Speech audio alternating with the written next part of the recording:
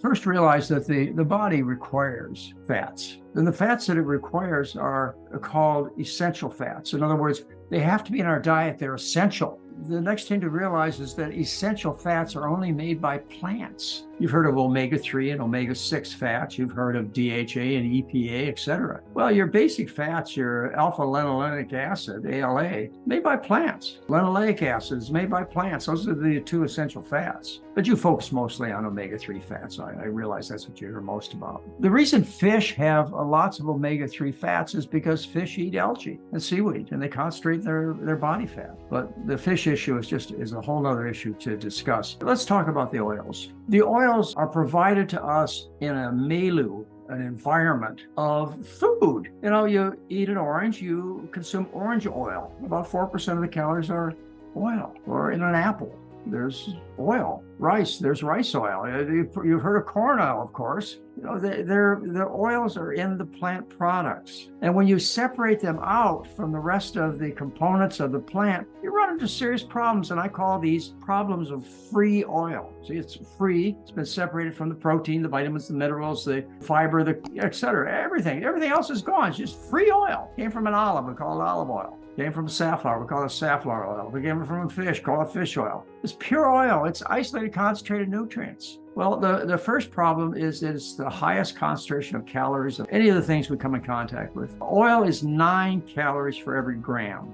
Well, gram, you know, not very big, just like that big. 9 calories for every gram is oil, whereas white sugar is 4 calories per gram, protein is 4 calories per gram, meat 4 calories per gram, cheese 4 calories per gram, starches, remember sugar is 4 calories per gram, starches, which have water and fiber mixed up with the sugar, drop down to 1 or fewer calories per gram. So you got to fill that stomach. If you're going to fill it with 9 calorie per gram foods, as opposed to 1 calorie per gram foods, you're taking in 9 times as much concentration of calories as you could have otherwise if you'd have focused on the potato or the rice or the corn.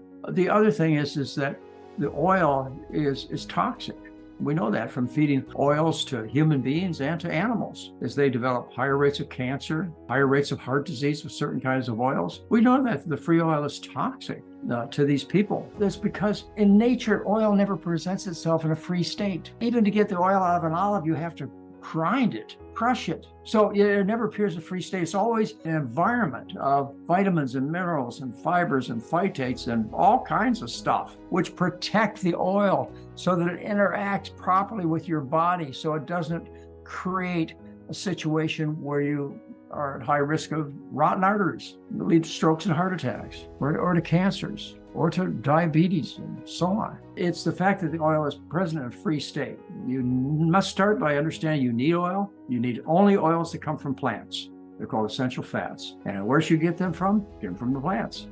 How about fish? Well, that's an awful lot of waste and harm to the fish in the oceans. And plus, the fish are highly contaminated. I think one of the best opportunities to save the fish in the oceans and lakes is the fact that they're so heavily contaminated by environmental chemicals that they're toxic to eat. I can tell how much fish you eat just by checking your body fat to see how much methyl mercury is present in your body fat. I know how much fish you eat because that's where the methyl mercury comes from. So don't get your oils from dangerous sources, which actually are so high in concentration they cause serious adverse effects. Like taking fish oil or flaxseed oil probably increases your risk of cancer and the spread of cancer. It causes you to bleed. You know, you get in an auto accident, you're more likely to bleed to death if you take in omega-3 fats. You need to get the oils in their proper packages, and then they're safe. You know, nature didn't make a mistake. Consume them that way. And if you're trying to lose weight, there are certain plant foods that you need to have some caution for too. These are your high-fat plant foods. Although they're not unhealthy, okay, but they're 90% fat and they're very high in calories. So if you have a need to gain weight, you might want to include nuts and seeds and avocados in your diet. But if you have a desire to lose weight, those are some